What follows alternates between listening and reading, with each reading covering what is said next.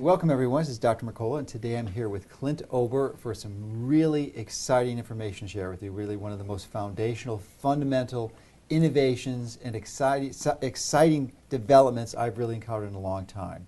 And actually I first met Clint on the phone about 7 years ago now, or somewhere around that time frame. And I met him through a chiropractor friend of mine who is actually one of the trainers of Lance Armstrong and was with Lance on the tour and helped him win the 7 Tour de France championships that he did. And one of the foundational elements, I mean there was many things that contribute to a championship series like that, but one of the foundational elements that he integrated into his training program was grounding or earthing, which we're going to talk about here. So I first became aware of it a long time ago, but I was a bit skeptical. I mean, I was initially enthusiastically embracing it, Yep. and then I started. I didn't have the physics training or the science understanding to really validate it, so I sought some mentors out and people with more understanding of this, and they had some alarms. So I've kind of stayed away for a number of years, but then I got re-exposed to it about a year or two ago now, and in that time, Clint has actually done loads of additional science and spent millions of dollars in doing these studies and really validating what we're seeing here. And I'm beyond convinced, and I use this personally myself. So we're going to talk about the details. So thank you for joining us, Clint. It's really great to have you here. It's good to be able to sit down with you and really share this with you and with your people. Now I think for our listeners and viewers, one of the things that's going to help them understand this is the journey that you went through. I mean, you really discovered this. I mean, this is one of the, my perspective, one of the major health discoveries of the 20th century that's being implemented into the 21st. So you grew up in Montana, and we're a rancher, and you have some formal academic training. So why don't you discuss with our viewers what that training is and how you developed this whole concept? Well, it's interesting. I guess best just tell the story. And Sure. Yeah. Yeah. I have to give a little bit of background about myself. You know, I grew up in, you know, my parents and grandparents were farmers, ranchers, and so I've always been Close to nature. Close to nature, living in the dirt, as they call it. And when I was quite young, a lot of my friends were Native American, and they kind of teach you a little different world than the world that we're taught otherwise. But they teach more about connectedness, and you know, like everything's your cousin. And so I had a little different experience than many people would. And so I think that adds some flavor to this. Yeah. But anyhow, as time went on, I spent you know, a lot of time as what they call a cowboy, a boy chasing cows, taking care of them, slept in the dirt, and in that industry, you're primarily, or at least my grandfather, my objective was to make sure the cows didn't get sick, meaning that if there's anything in the environment, or if a cow gets sick, you take them out of the herd, and then you watch them, and then you go out and ride the pasture and see if there's any noxious weeds, make sure the water's fresh, and make sure there's not a dead animal upstream or anything that could possibly go wrong in the environment.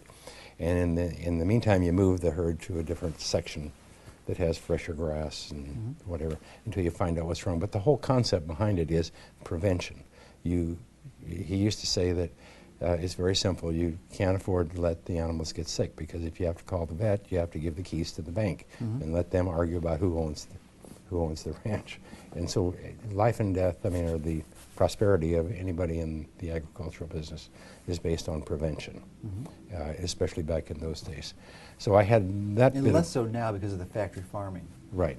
Yeah. But I had that bit of background growing up, prevention. And so anyhow, I spent about 30 years in the communications industry when cable television began to develop, and low-power television, microwave, and so on. And in that industry, we have to ground everything to the earth, meaning put a rod in the earth, connect a wire to it, and then connect it to the system, whether it's transmitters, receivers, the cable systems, towers, no matter what, largely for lightning protection and prevention of charge, but really to create electrical stability and to prevent, it's like the cable systems. We had shielded cables to prevent atmospheric signals, local TV signals, from leaking in, and to keep the signals inside the cable system from leaking out. And that was to prevent interference with police, local radio and so on. And so I spent years in that industry. And well, academically, what training did you have? What type of? Was it my formal training? Yeah, like electrical engineer. Or No, I spent most of it, I grew up in a ranch environment. okay. And my dad died when I was 14. Okay. And I was the eldest of 6 boys. Okay. And I dropped out of school, formal school. Oh, wow. So is this basically all on-the-job training? Yeah, and I remember... But your expertise in electrical areas and physics seems to be beyond what most people have. So I mean, how you got that through working in the industry then? Well, yeah, it was primarily from working in the industry, but when I was young, I remember for years I was very inhibited, or I felt like I had a complex because I didn't have a formal education. Because if you didn't have a formal education, you're supposed to be a ditch digger. You're supposed to, so you had that pressure. But my grandfather, who was very helpful, he said, "Clint," he said, "if you don't know something, there's a library down the street. And in that library is a book that you can find out almost anything about anything." Yeah. And he says, second of all, if you can't figure it out yourself, then you go out and find the expert in the field. And the highest priced, most knowledgeable person in that field. And you hire them, and they will teach you. And that's a really good strategy. And that's been my strategy. Well, and it's even better now when we have the internet, because that's an amazing resource at Sparks. They have almost access to all the libraries in the world. Right. Yeah, the internet is absolutely unbelievable for doing research. So, but anyhow, but along the way, certainly I've had some education here and there along the way, but mostly related to my interests. Whatever I was interested in, then I would focus on that. And the older I got, the more, it used to be, something I was concerned about, because everybody had diplomas and everybody had, all these things. But as time went on, I was always successful no matter whatever I did. Well, in the tech industry, you can see that some of the most successful tech entrepreneurs, like Bill Gates or Michael Dell or Larry Ellison, Mark Zuckerberg, they really, they never graduated. They went to school. They had to drop out so they could get on with. Yeah, and they really did. They really made a phenomenal advance to the world. There's Steve Jobs. Don't forget Steve. Yeah, Steve is somebody I really have known for a long time and admire more than probably anybody, as far as focus and getting out there, staying with it. But the main thing, I did have somebody make a comment to me one day that I was very lucky not to have an education. I didn't really understand what they meant, but they said, "You're not trained." I'm not trained in a single discipline. I have the ability to be able to go look at this, go look at that, go look at this, and then ask some questions and put them together. So I'm an observer more than anything. And that's what I've done with everything, is I made these observations along the way, and then I was able to sit back. And when did those first observations start, would you say? Well, that's what I was going to get to. Okay. When I was about 49, okay. I had been very successful in the television industry, cable television industry. And I tell this story because it's in the book, but I was living on this book right here, Earthing. Yeah. I was living on in a home in Evergreen, Colorado. It was on about a 6,000 foot high peak overlooking Denver. Some days you could see all the way to Vail. But I had a 5,000 square foot home filled with art. I probably had $250,000 worth of art hanging in my bathroom. Now, it's absurd. Yeah. It's absurd. But anyhow, when I was 49, I went and had some dental work done. And it was the end of November, and they had a root canal.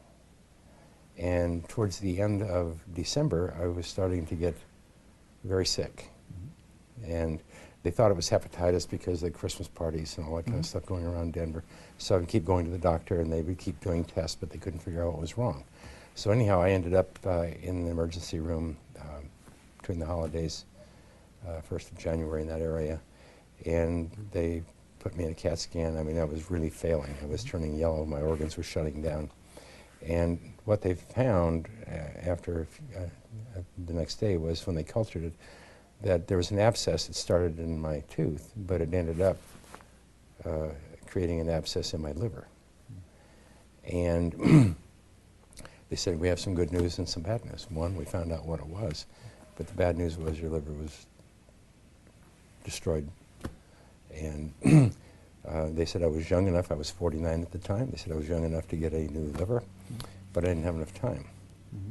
And then there was so I was told to go home and get my affairs in order, and it took me All from the root canal. all from a root canal. We don't recommend in any way. No, And but for those of you who may wonder why, you could look that up on our site for more details. But also, most people, when they have dental work like that, they'll attack the heart, that infection. I mean, it's really, but it's rare, but occasionally it does go into a lung or the liver. And so, but anyhow, so that was pretty shocking. It's basically a death sentence at the age of 49. Yeah, and it was rough. It was really rough. But anyhow, during that process, there was a young surgeon. This is at Swedish Medical Center in Denver that had just come on board, and they wanted to do some experimental surgery. And they knew they could cut a lot of the liver out, and you could survive. But you know, the liver, how it has like the 6 little pockets in the main lobe. Well, 5 of those were totally destroyed. Just the one where the blood was coming in was the only one that was salvageable. So they went in and cut all of that out. Wow, 5/6 of your liver removed. Yeah. And anyhow, I woke up a few days later in intensive care, and I was still alive. I wasn't sure I was there, but I was. And and then I was in the hospital for a long time, and rehab for a long time. It took me about maybe 3 months to be able to walk 2 or 3 blocks. I mean, just didn't have no energy. And it took me about 6 months to be able to walk a mile. But within 6 months, 9 months, my liver grew back 100% in size. Phenomenal. And I'm still here. And the reason I tell this story is because it gets me to this point. Is during recovery at home, I woke up one morning and it was like, whoa. You know, I had spent my whole life accumulating things. You know, houses, cars, you name it. I mean, art. And that moment I woke up and I looked outdoors and everything was different. I mean, I was different. I was not the same person. The energy, the color, everything was totally different. But in that moment, I realized that, you know, my whole life was about accumulating these things and taking care of them. And when I was told that possibility I wouldn't make it, it really made me stop and think, whoa, what did I do with my life? You know, I accumulated a lot of things. But as I recovered, I had this epiphany that I didn't want to own these things. I didn't want my life to be about owning things anymore. So I literally gave everything away. Told my kids, come get what you want. The rest I want to give away, and I did.